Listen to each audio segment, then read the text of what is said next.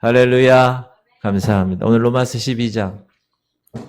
제가 제목을 네 가지 성도의 삶이라고 붙였는데, 로마서 12장은 이제 우리가 지금까지 공부한 이 앞의 내용들, 특별히 6장, 7장, 8장 것들에 관해서 우리가 이제 깨달았으니 죄에 대해서 죽고 율법에 대해서 자유케 됐고, 이제 하나님의 거룩한 이 하나님의 성품이 우리에게 점점 커져서 내 성품을 이제 덮고 내가 하나님의 자녀로 거룩의 삶을 어떻게 살아가는가 실천하는 12장부터 16장까지 그 마지막 부분을 시작하는 12장입니다.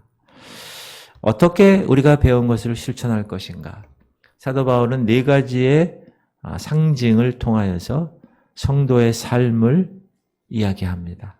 첫 번째는 희생제물로, 산제물로 너희들 살아야 돼, 이제. 그게 1절과 2절 말씀이에요.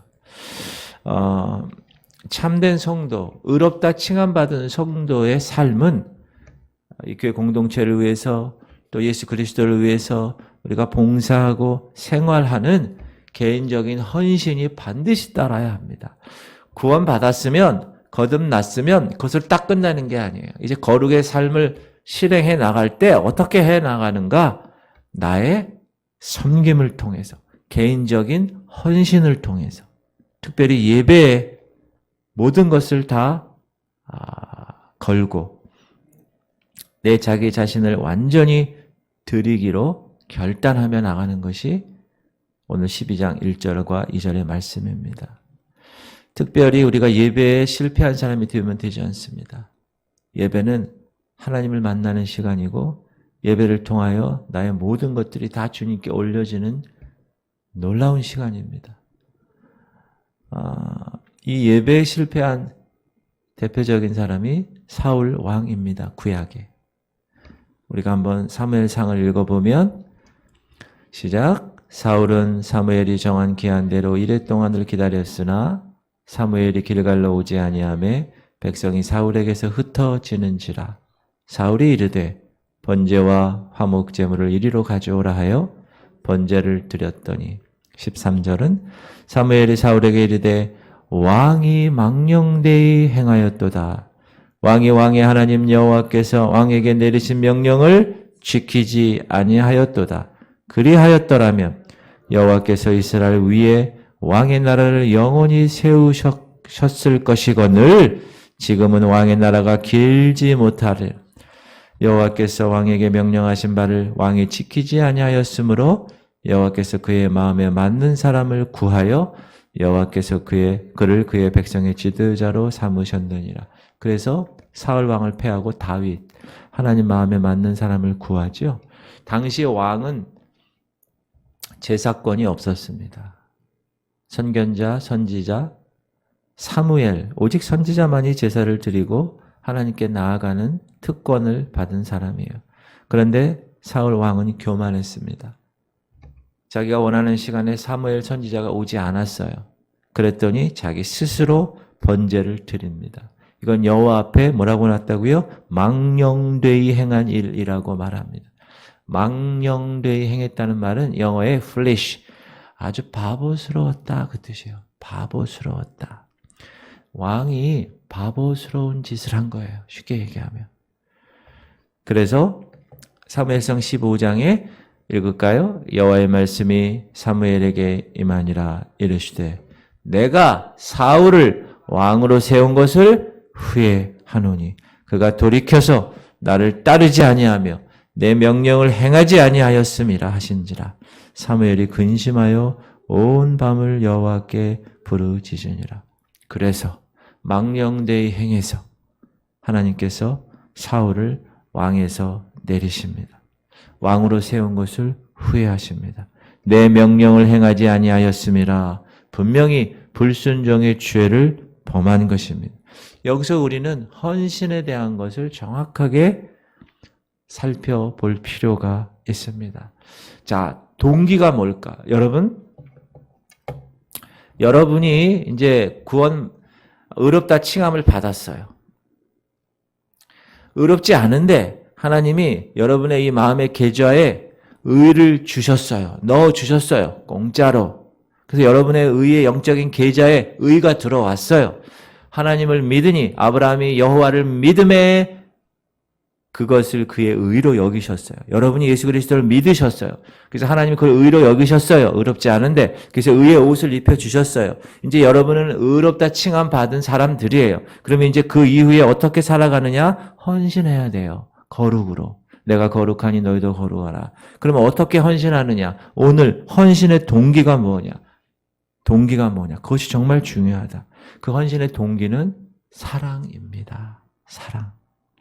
헌신하는 일도 그 동기가 사랑이고 헌신을 요구하는 일도 그 동기가 사랑으로 요구되어져야 됩니다. 오늘 바울은 1절에서 내가 명하노니 이렇게 얘기하지 않았어요. 사도 바울이 쓴 신약의 수많은 서신서들은 내가 명한다 이런 말이 많이 나와요. 그거는 명령하는 거예요. 그러나 여기에서는 헌신을 다루고 있기 때문에 명하지 않고 어떻게 한다? 권한다. 권한다. 하나님이 너희를 위해서 이미 행하신 일로 인해서 내가 권한다. 1절. 시작. 그러므로 형제들아 내가 하나님의 모든 자비하심으로 너희를 권하노니 I urge you. 권한다는 거예요. 너희 몸을 하나님이 기뻐하시는 거룩한 산제물로 드리라. 이는 너희가 드릴 영적 예배니라. 명령하는 것이 아니라 내가 너희들 헌신하는 것에 대해서 권면하는 거예요. 여러분, 헌신의 동기는 사랑이라고 그랬습니다. 내가 헌신하는 것도 사랑으로 해야 되고 헌신하라고 권면하는 것도 사랑으로 권면하는 겁니다. 성도는 그리스도의 자비를 얻으려고 봉사하는 게 아닙니다. 이미 우리는 그 자비, 그 은혜를 얻은 존재입니다. 믿습니까? 이미 얻었어요. 로마서 4장 5장에서 아브라함처럼 믿음으로 의롭다고 여겨주셨습니다. 그래서 이제 죄에 대해서 6장 7절에서 죄에 대해서 죽은 존재가 돼 있어요. 더 이상 죄와는 상관없는 존재가 됐어요. 그래서 6장 7장에서 우리는 죄에 대해 죽은 존재라고 분명히 말씀했고 그리고 율법에서도 자유케 된 존재라고 분명히 주님이 말씀하셨습니다.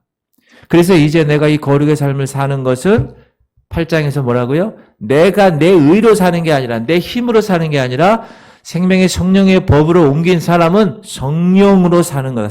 성령이 나에게 동력을 주어서 내가 성령으로 살아가게 하는 거다. 왜? 내 의지로 살아가면 내가 정한 그 율법의 어떤 잣대로 내가 그걸 다 이룰 수가 없기 때문에 나는 내가 알아야 되고 여겨야 되고 드려야 되는 거예요. 누구에게? 성령께 내 삶을 드리는 거예요. 양도하는 거예요. 성령께서 내 안에 계셔서 이 성령이 나를 살아가게 하는 거예요. 눈을 떴을 때 성령이 나를 생각해서 오늘 하루 어떻게 할 것인가. 주님 감사합니다. 내가 어떻게 오늘 스케줄을 잡을 것인가. 침대에 누울 때까지 성령께서 나를 컨트롤하게 하시는 겁니다. 그렇다면 이제 그 이후로 우리가 교회를 섬기고 세상 사람들을 섬기고 교회 공동체를 섬기고 헌신하는 동기는 사랑이다. 그 사랑의 삶을 살아나가야 한다. 목사님, 저는 원래 DNA가 아주 이기적인 사람입니다. 저는 사람들에게 곁을 안 줍니다. 그런 사람도 하나님으로 인하여 성령으로 하나님께서 하나님의 사랑을 바켓으로 부으셨다고 분명히 말씀하셨어요. 맞습니까? 맞아요. 그래서 하나님이 나에게 여기를 성령으로 하나님의 사랑이 부어졌기 때문에 사랑의 마음이 없는 사람도 진정한 거듭난 사람이라면 사랑을 할 수밖에 없는 거예요. 그러면 헌신의 요건은 뭡니까?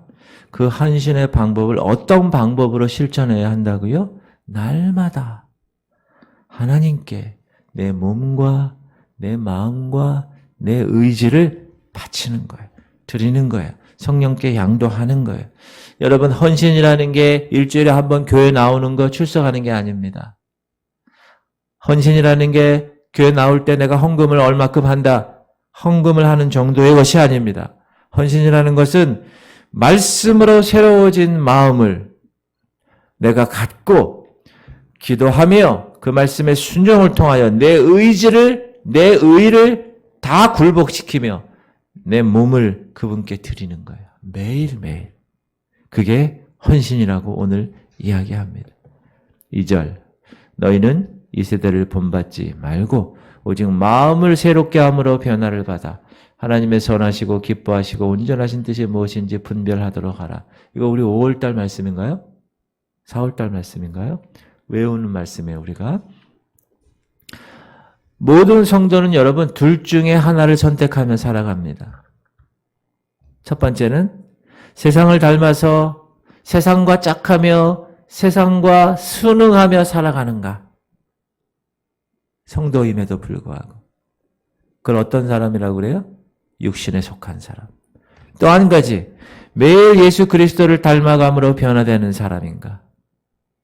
성령에 속한 사람. 둘 중에 하나입니다. 중간에 없어요, 여러분. 이거 아니면 이거예요. 그러므로 분명하게 변화되는 삶으로 형태가 바뀌어야 됩니다. 마음을 새롭게 함으로 변화를 받는다는 말은 완전히 형태가 변했다는 거예요. 여러분, 우리가 마태복음 17장에서 무슨 사건을 공부했어요? 예수님의 변화상 사건을 공부했어요. 예수님이 변형되셨어요. 어떻게 변형되셨어요? 그 얼굴이 해같이 빛났고 옷의 빛이 하얗게. 그래서 제자들이 보고 베드로가 뭐라고 그래요? 엘리야와 모세가 예수님과 함께 변화된 그 모습을 보고 주님 여기가 좋사오니 초막셋을 여기 짓고 우리 영원토록 삽시다. 그 정도로 그렇게 변화된 상태. 여러분과 저도 그렇게 변화된 상태로 살아가야 된다는 거예요. 여러분 그거는 성령을 받아들일 때만 가능한 겁니다. 자, 고린도후서 시작. 우리가 다 수건을 벗은 얼굴로 거울을 보는 것 같이 주의 영광을 보매 그와 같은 형상으로 변화하여 영광에서 영광에 이르니 곧 주의 영으로 말미암아 성령으로 말미암지 않고는 변화될 수가 없어요. 성도가 이렇게 하나님 말씀으로 성령 충만으로 매일 기도함으로 날마다 하나님께 내 몸과 내 마음과 내 의지를 드리는 것, 그것이 참된 헌신이라고 이야기를 하는 거예요. 하나님의 선하시고 기뻐하시고 온전한 뜻, 이 세 가지 뜻은 선택이 아니에요. 필수예요. 필수. 필수적으로 우리가 그 하나님의 뜻을 분별하면서 감사하면서 성장해 나가는 삶, 그것이 거룩의 삶이다. 그것이 칭의로 justification, 칭의의 삶을 경험한 사람이 이제 성화, sanctification, 그 성화의 삶을 살아가는 거예요. 여러분 언제까지 살아가요? 영화의 순간까지. 그날이 언제예요? 예수님이 다시 오시는 그날. 우리는 부활체로 순식간에 변화되어 휴거될 거라는 거예요. 그때까지 우리는 하나님의 거룩한 자녀로 그 거룩을 이겨내야 합니다. 성도들을 보면 여러 이유로 하나님께 순종합니다. 어떤 사람은 그 순종하는 것이 선한 것이래. 그래서 순종하는 사람이 있어요. 어떤 사람은 징계가 두려워서 순종하는 사람. 그거 잘못하다가 하나님께 매맞죠. 물론 다 나쁘다는 것이 아닙니다. 그러나 가장 깊은 헌신은 뭐냐? 하나님 사랑해서. 그 하나님 사랑 때문에 내가 그 하나님의 뜻이 온전하니까 하나님의 선하시고 기뻐하시고 온전하신 뜻, 그것이 내가 발견되었기 때문에 나는 어떤 상황에서도 합력하여 선을 이루는 하나님을 믿기에 내 상황이 지금 질병에 있어도 내 상황이 경제적으로 힘들어도 내 상황이 인간관계 때문에 고통당해도 그 하나님의 뜻이 온전하다고 분명 말씀하셨기 때문에 그 뜻이 온전함을 깨닫고 살아가는 삶, 그 사람이 진정 하나님 원하시는 삶이다. 할렐루야. 그런 삶을 살아내야 된다. 우리는 여러분 주께서 택하신 족속이요 그리고 거룩한 제사장으로 인도하셨어요. 여러분 거룩한 제사장이라는 게 뭐예요? 하나님께 예배드리는 존재예요. 제사장은. 우리를 거룩한 제사장으로 하나님 만드셨다는 거죠. 베드로전서 시작. 너희도 산 돌같이 신령한 집으로 세워지고 그리스도 예수로 말미암아 하나님이 기쁘게 받으실 신령한 제사를 드릴 거룩한 제사장이 될지니라. 여기 신령한 제사장이 나왔어요. 이 신령한 제사장이 뭡니까? 우리의 삶입니다. 우리의 몸과 마음과 의지, 이걸 다 주님께 올리는 거예요. 여러분, 구약에서 제물은 어떻게 제단에 올려요? 살아있는 거 그냥 이렇게 올리나요? 아니요. 반드시 죽여서 올려요, 제단은. 제단에 올린 제물은 죽어야 됩니다. 그런데 우리는 제사장으로서 하나님께 매일 드리는 헌신이 어떻게 돼야 된다고요? 내가 죽어야 되는 거예요. 그래서 성경은 산 제물로 드리라고 해요. 산 제물. living sacrifice. 살아있는 제물로 드려지는 거예요. 할렐루야. 그게 오늘 네 가지 중에 첫 번째 성도의 상징이고, 두 번째는 우리 성도는 몸의 지체라는 거예요. 너희들 몸의 지체야. 3절부터 8절까지 말씀이에요.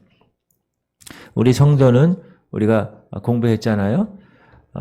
예수 그리스도와 함께 연합된 존재다. 6장 7장에서. 그렇죠? 우리가 세례받을 때 그리스도와 함께 죽었어요. 물속에 빠져서. 그러나 3일 만에 부활하신 예수님과 연합해 다시 살아났어요. 그런 존재라는 거예요. 그래서 우리는 교회 공동체의 유익을 위해서 섬기면서 살아가는 존재가 되었다. 그런데 하나님이 교회 공동체를 섬길 때 어떻게 섬기게 하라고 우리에게 준 선물이 있어요. 그것이 은사예요. 은사. 성령의 은사로.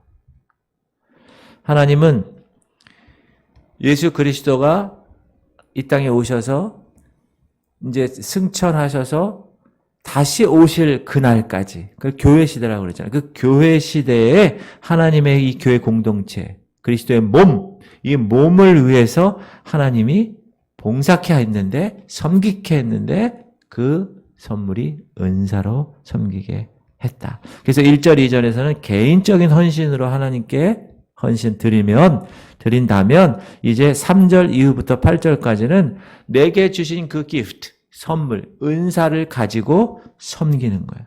섬기는 거예요.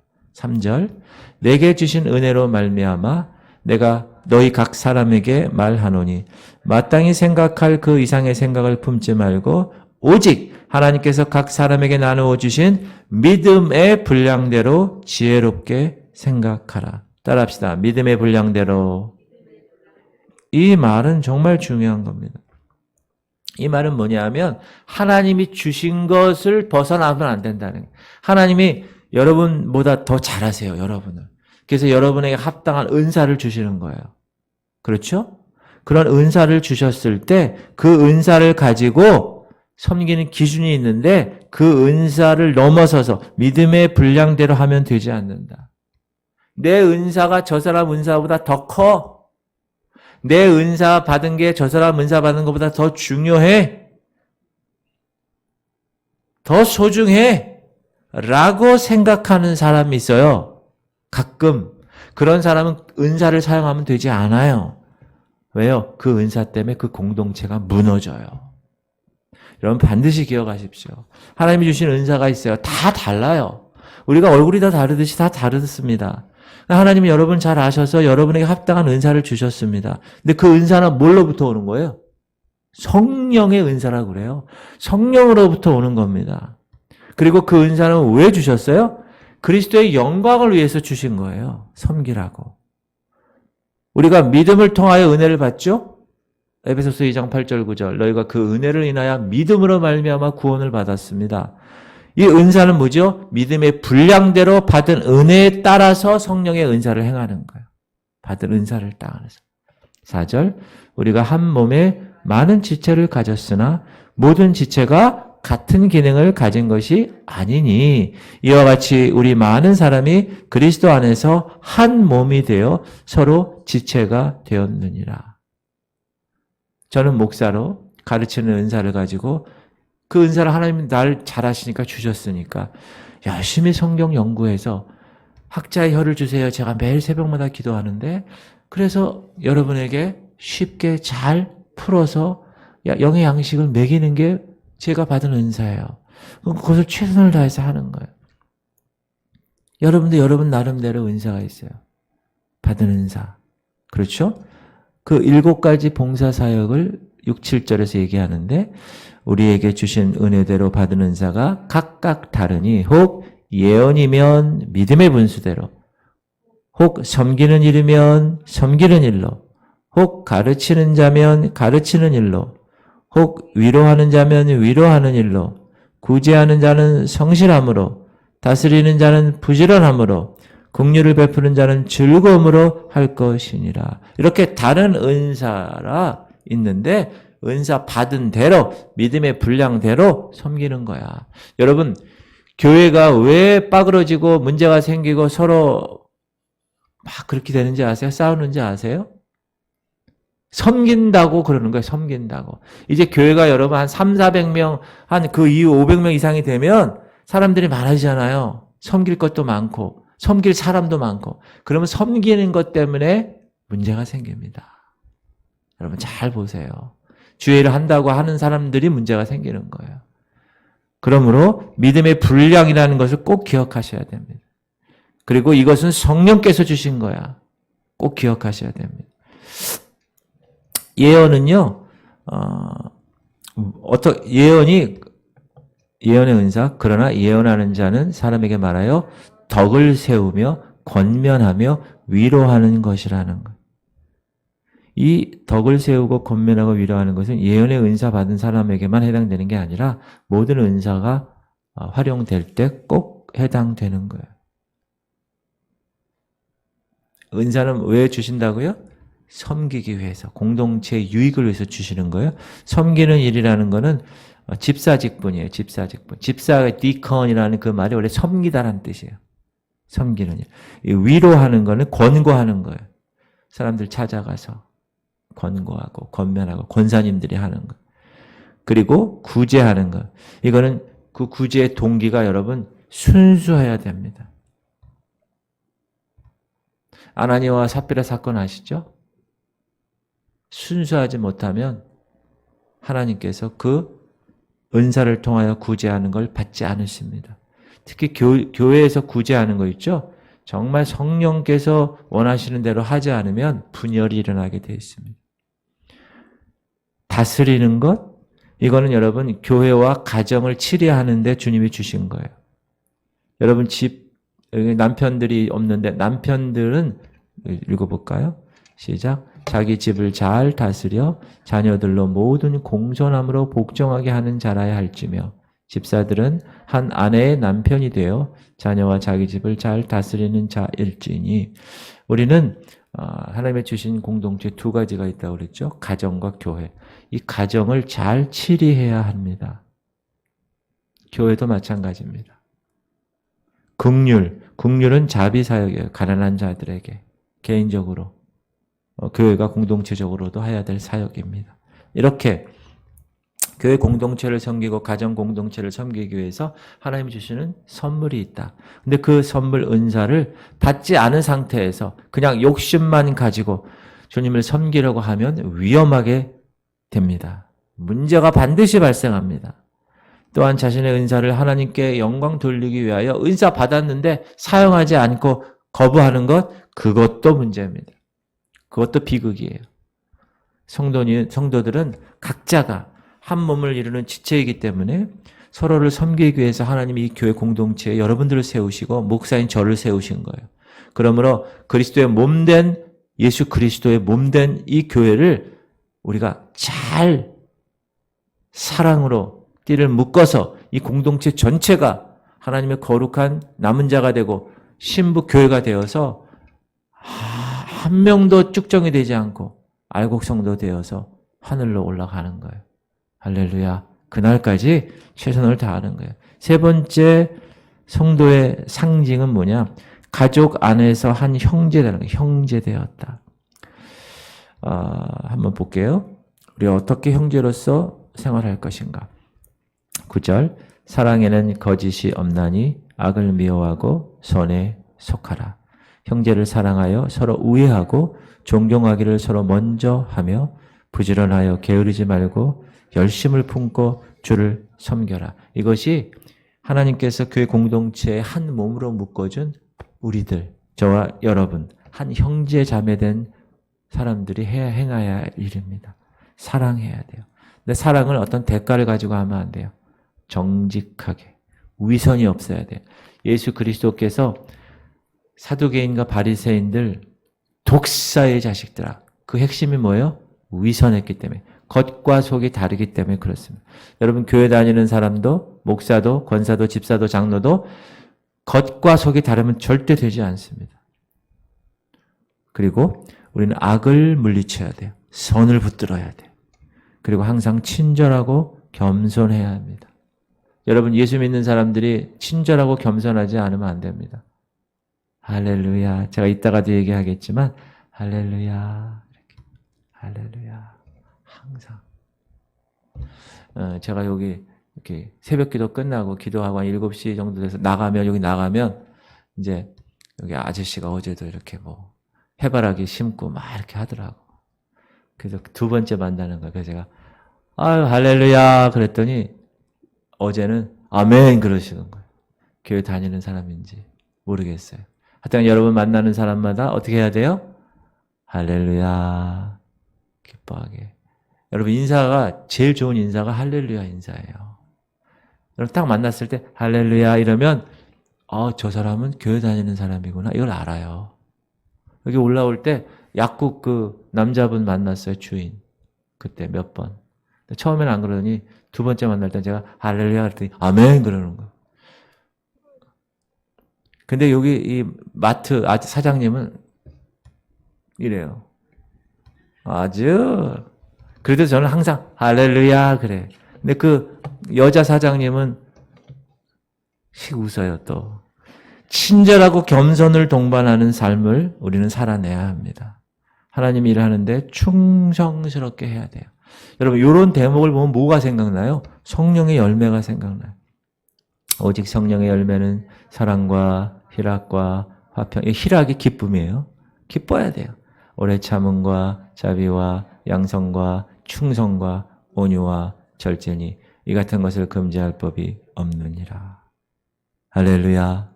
여러분이 진짜 성도라면 여러분 가정에서도 그렇고 믿지 않는 남편에게 밥 잘해줘야 되고요.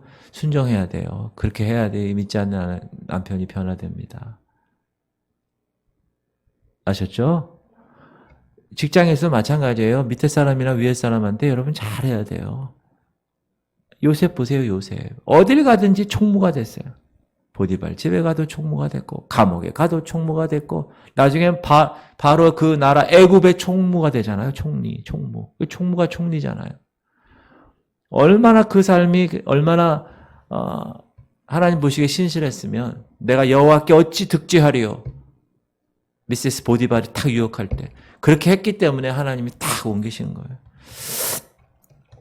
12절에서 13절과 12절에서 기도가 어떻게 우리가 돌보는 태도를 이끌어가는지를 봅니다.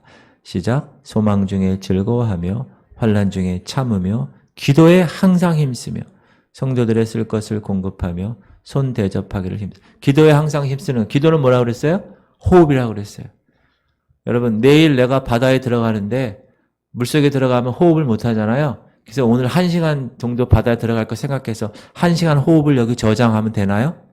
안 돼요. 호흡은 저장할 수가 없어요. 내가 1시간, 돈은 저축할 수 있어요. 그러나 호흡은 내가 1시간 여기 저축해가지고 나중에 물속에 들어가서 그걸로 쓴다? 쓸 수 없습니다.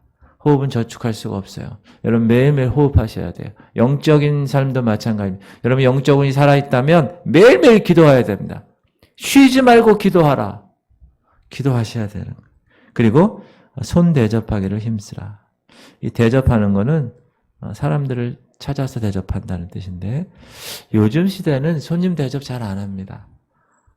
제가 어렸을 때랑은 달라요. 제가 어렸을 때는 뭐 누가 오고 들어오세요. 뭐 신방 오는 것도 목사님 요즘은 목사님 신방 오는 것도 사람들이 별로 뭐 집에 오는 거 크게 원하지도 않고 그런 것 같아요. 프라이버시가 있어서. 그러나 오늘 말씀에 자기 집을 웬만하면 사람들 들으기를 거절하지 말고 손 대접하기를 힘쓰라 그래요. 베드로 전서에도 이런 말이 있습니다. 서로 대접하기를 원망 없이 하고 이 원망 없이 한다는 건 뭐예요? 힘쓴다는 거. 한 가족이니까. 한 형제니까. 여러분은 성도 다르고 얼굴도 다르고 다 다르지만 이 교회 공동체에 하나님 묶어주셨기 때문에 한 가족이라는 거예요. 그러면 영적인 아비인 이 목사는 뭘 할까요? 매일 새벽마다 여러분 기도 제목 놓고 이 어떨까? 아픈데 어떨까? 지금 마음이 힘든데 어떨까? 그런 심정을 가지고 주님께 아뢰는 거예요. 왜? 가족이니까. 할렐루야. 그것이 세 번째 성도의 모습이고, 네 번째는 전투 중에 있는 병사입니다. 이게 14절부터 21절까지예요. 여러분, 우리가 영적으로 태어났다는 건 무슨 뜻이에요? 영적 전쟁터에 처했다는 뜻이에요. 이제부터는. 그전에는 사단이 건드리지 않습니다. 왜? 사단에 속한 존재고 사단의 종이었고 진노의 자녀였기 때문에. 그러나 우리가 의롭다 칭함 받고 이제 이 거룩한 삶을 살아나갈 때가 되면 사단이 가만두지 않습니다. 왜요? 자기 자녀였었는데 하나님의 자녀로 가버렸으니 얼마나 사단이 넘어뜨리려고 하겠어요. 그래서 전쟁터입니다. 영적으로 전투적인 상황을 겪고 있는 존재입니다. 바울은 오늘 그래서 하나님의 백성들은 박해를 받게 되어 있어요. 제가 지지난 시간에 주일날 고난에 관한 얘기를 했죠. 고난이 오는 여러 종류 중에 하나가 사단이 주는 고난이 있다고 그랬습니다. 그래서 하나님의 백성들을 박해하는 세력들이 있어요. 그들을 어떻게 다뤄야 될 것인가에 관해서 이야기하고 있습니다. 시작. 너희를 박해하는 자를 축복하라. 축복하고 저주하지 말라. 이거는 정말 힘든 일입니다. 정말 힘든 일이에요. 요즘 세상이 우리 교회를 박해합니다. 저 어렸을 때 목사 그런 이미지 없습니다. 요즘 목사 그러면 특히 젊은 애들 쳐다보지도 않습니다. 예전에는 목사가 지나가면 좀 이렇게 추스리고 이렇게 좀 자세도 갖추고 이랬어요. 모르지만 그 목사라는 사실 때문에. 근데 요즘은 목사라 그러면 아이고 또 돈 때문에 문제 시키는 저 목사. 성폭행 때문에 문제 생기는 저 목사. 목사들이 다 그렇게 돼버렸어요. 사람들이 다 그렇게 돼요. 그래서 박해하는 자를 축복하고 축복하는 자를 축복하고 저주하지 말라는 이게 쉽지 않아요. 그러나 말씀이 그렇게 됐기 때문에 그렇게 실천해야 되는 거예요. 그들을 불쌍히 여겨야 돼요. 그들에 대해서 이 새끼 봐라 이렇게 하면 안 되는 거예요. 나를 이렇게 했어? 이렇게 하면 절대 안 됩니다. 불쌍히 여겨야 돼요. 동정심을 가져야 돼요. 겸손함으로 대하라고 얘기합니다. 시작. 즐거워하는 자들과 함께 즐거워하고 우는 자들과 함께 울라. 서로 마음을 같이 하며 높은 데 마음을 두지 말고 도리어 낮은 데 처하며 스스로 지혜 있는 채 하지 말라. 아무에게도 악을 악으로 갚지 말고 모든 사람 앞에서 선한 일을 도모하라. 세상 사람들이 지켜보고 있는 거를 여러분 꼭 의식하셔야 돼요. 하나님 의식하는 것뿐만 아니라 세상 믿지 않는 남편이 나를 보고 있다는 걸 꼭 의식하세요. 믿지 않는 내 자녀가 나의 삶을 보고 있다는 것. 그러므로 가능한 한 모든 사람들과 평화롭게 화목하게 샬롬의 상황을 여러분이 갖춰야 됩니다. 18절 할 수 있거든 너희로서는 모든 사람과 더불어 화목하라. 왜? 우리는 화목해 하라신 주님의 말씀에 우리 순종받는 자로 화목해 해야 돼요. 이기적인 삶, 여러분 크리스찬이 이기적이면 곤란합니다. 절대 이기적이면 안 돼요. 크리스찬이 교만하면 절대 되지 않습니다. 세상 사람들을 보복의 대상으로 삼고 내가 안갚음을 해야지. 절대 해야 돼요. 여러분 하나님께 맡기는 거예요. 여러분 보세요. 내가 할 영역이 있고 하나님이 할 영역이 있는 거예요. 내가 할 영역은 뭐예요? 하나님 말씀에 순종해서 그 my way, 내가 그 길을 가는 거예요. 그러면 이제 그것에 대한 하나님의 영역이 하나님이 다스리는 거예요. 하나님이 다루게 맡기십시오. 하나님께. 여러분이 복수하고 여러분이 안갚음하고 그렇지 않습니다.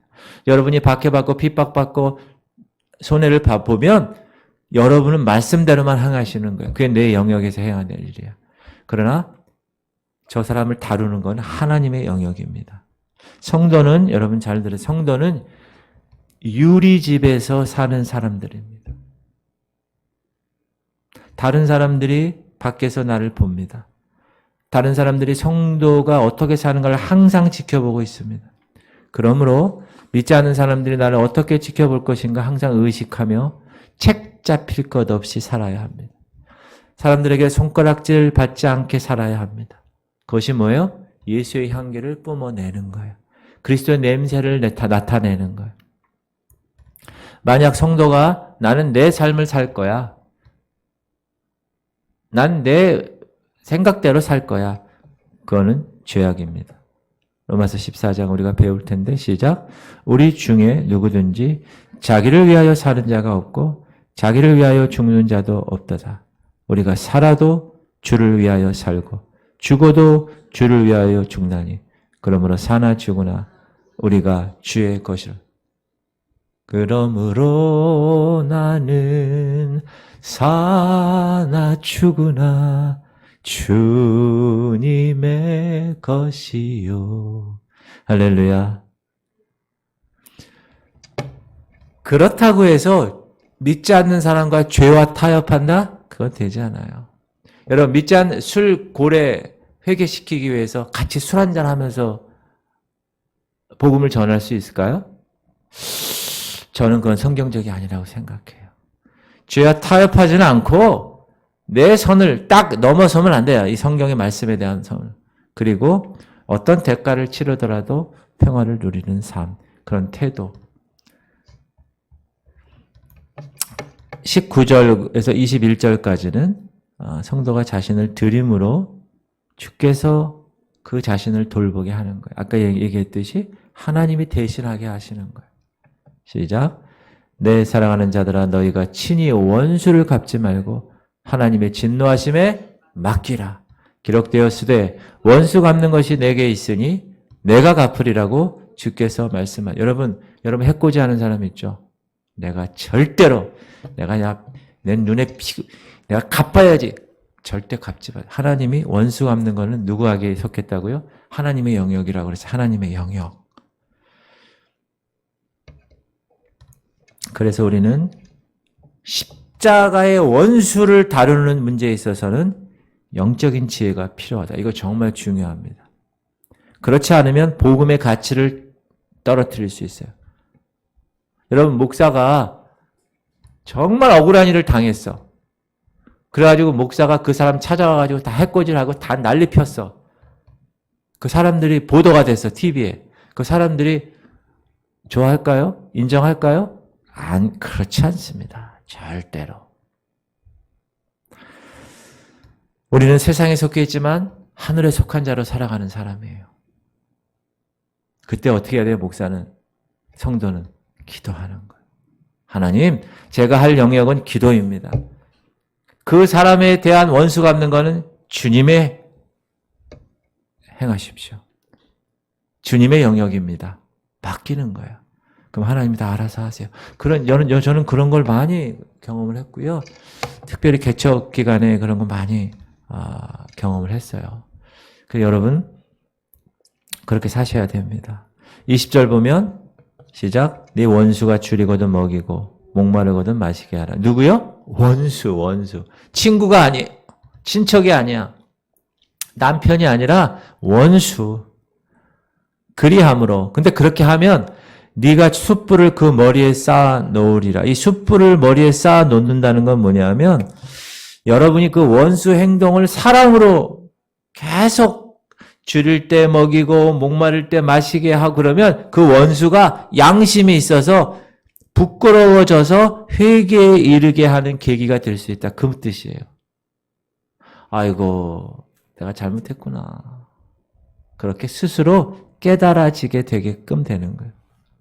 그리고 21절에 악에게 지지 말고 손으로 악을 이기는. 이것이 거듭난 백성들의 영적 전쟁터에서 싸우는 비결입니다.